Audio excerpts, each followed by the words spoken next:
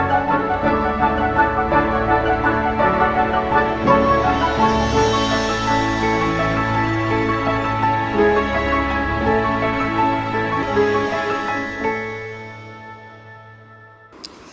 वालेकुम नाज़रीन, मैं हूं सैयद मोहम्मद एजाज़ और आज इनकम फ्रॉम प्रॉपर्टी के सिलसिले की तीसरी वीडियो है।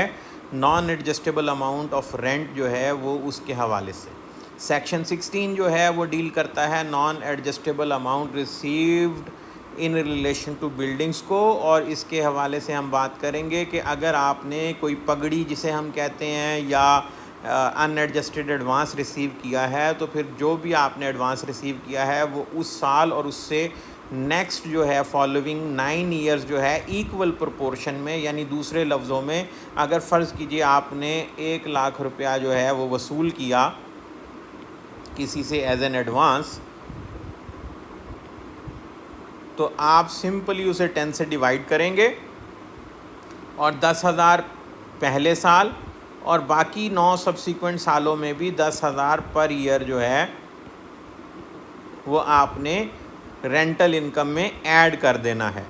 अब दूसरी सूरत हाल क्या है कि अगर साल के दौरान मतलब कई साल गुजर गए, बीच में 4 साल 5 साल, उस दौरान एक टेनेंट छोड़ जाता है और एक नया टेनेंट आ जाता है, तो उस सूरत में जिस साल एक टेनेंट छोड़ के गया है उस साल इस अमाउंट में से कुछ भी आप ऐड नहीं करेंगे इनकम में। लेकिन अगर नया टेनेंट जो है वो कुछ देता है, फ़र्ज़ कीजिए आपने नए टेनेंट से 2 लाख रुपया वसूल कर लिया और जब जो नया टेनेंट है वो आपको 5 साल बाद यानी 5 साल 5 ईयर्स के बाद आपको मिला, तब तक आप 50,000 रुपये एडजस्ट कर चुके थे। ठीक है जी।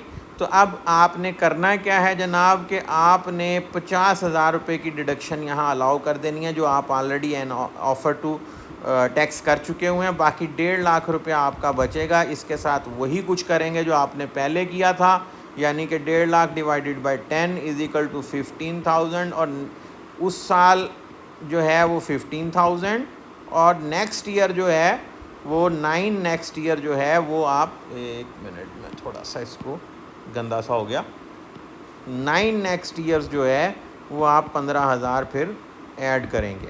ठीक है जी।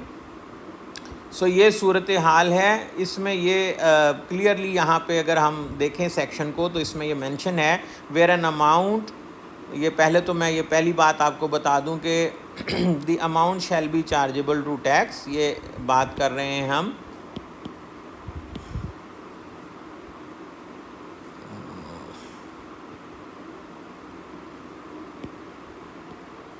जी ये बात कर रहे हैं हम जनाब कि ओरिजिनली जब पगड़ी वसूल की गई या एडवांस वसूल किया गया तो that amount shall be chargeable to tax, ये रेंट के तौर पर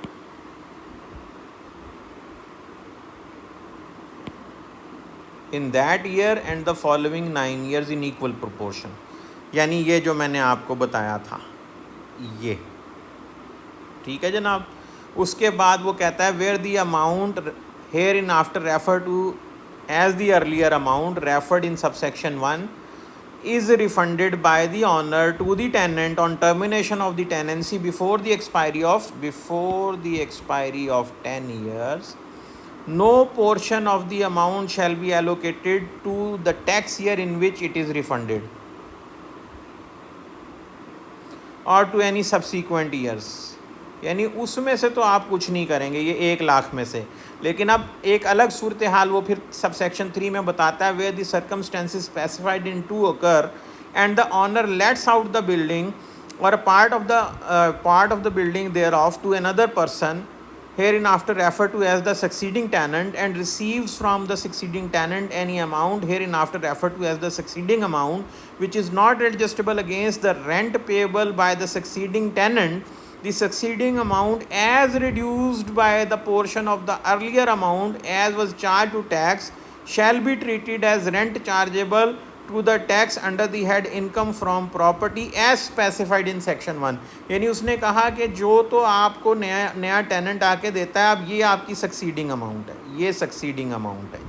ठीक है जी, this is the succeeding amount. इस एक्सीडिंग अमाउंट में से आपने जितना आपको अलाउ हो गया हुआ है ऑलरेडी, जो आपने टैक्स करवा दिया रेंट, जितना आपने एज ए रेंट वो प्रोपोर्शनेट टैक्स करवा दिया था, यानी 5 सालों में 50,000 रुपया 1 लाख का, तो वो उसमें से आपको मिल जाएगा। बाकी 1,50,000 पहले की तरह ही 10 पे डिवाइड करके आपने क्या करना है कि आपने उस पर टैक्स पे करना है। ठीक है जी, वो 15,000 रुपया बनेगा और 15,000 रुपया बाकी 9 सालों में भी आपकी इनकम में ऐड होता रहेगा।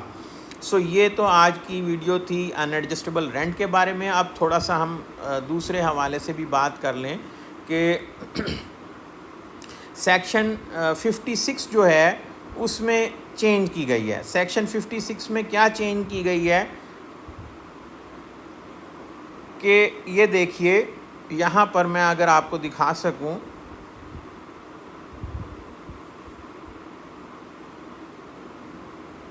जी ये सेक्शन 56 है। इसमें अगर आप देखें तो यहाँ पर एक्सक्लूजन थी पहले 2 चीज़ों की, इनकम फ्रॉम सैलरी आप एडजस्ट नहीं कर सकते थे उसका लॉस, और प्रॉपर्टी इनकम का लॉस एडजस्ट नहीं कर सकते थे other against any other head of income.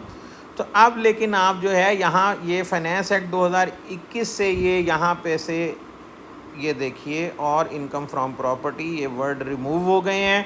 अब आप अगर कोई लॉस है किसी और हेड में तो उसको एडजस्ट कर सकते हैं इनकम फ्रॉम प्रॉपर्टी के अंडर।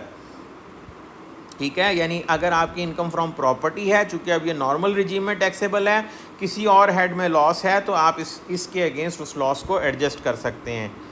दूसरे एक अहम चीज़ जो है वो ये है कि सेक्शन अगर 155 को हम पढ़ें तो 155 में एक चेंज जो इन्होंने की वो एक्सप्लेनेशन ऐड की है। For removal of doubt it is clarified that the subsection 1 shall apply when a payment is made on account of rent of immovable property is irrespective of head of income।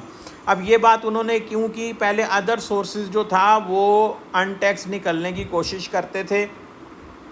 आपने देखा था, मैंने आपको बताया था कि ग्राउंड रेंट फ्रॉम सब lease और income from lease together with plant and machinery और इनकम फॉर एमिनिटीज़ जो है वो इसमें से निकल जाते थे। लेकिन अब उन्होंने कहा है कि हेड ऑफ इनकम जो भी हो, इमूवेबल प्रॉपर्टी के रेंट के साथ जो भी चीज़ रिसीव होगी वो टैक्स होगी सेक्शन 155 के तहत, उस पर एडवांस टैक्स काटना पड़ेगा, उस पर जो है विद होल्डिंग अंडर सेक्शन 155 होगी। सो ये जनाब आज के लिए इतना ही था। प्रॉपर्टी का जो हमारा हेड है इनकम फ्रॉम प्रॉपर्टी वो आज कंप्लीट हो गया। आप ये देखेंगे कि जो सेक्शन 155 है वो रेंट ऑफ इमूवेबल प्रॉपर्टी है, जो है इनकम फ्रॉम इमूवेबल प्रॉपर्टी नहीं है। ये 1 को अगर देखें तो ये चेंज किया गया है इनकम फ्रॉम से, ताकि इसमें बाकी चीज़ें भी शामिल की जाएं। सो आज हमारा ये टॉपिक कंप्लीट हो गया। इसका प्रैक्टिकल जो है या इसका न्यूमेरिकल जिसे हम कहते हैं, न्यूमेरिकल नेक्स्ट किसी वीडियो में हम देखेंगे। टैक्स इन 10 मिनट्स में आज हमारा इनकम फ्रॉम प्रॉपर्टी का हेड जो है कंप्लीट हो गया। नेक्स्ट इंशाल्लाह हम पढ़ेंगे इनकम जो है कैपिटल गेंस को और उसके बाद इनकम फ्रॉम बिज़नेस को। तो तब तक के लिए इजाज़त दीजिए। चैनल को लाइक करना और सब्सक्राइब करना मत भूलिएगा। नेक्स्ट वीडियो तक के लिए अल्लाह हाफ़िज़।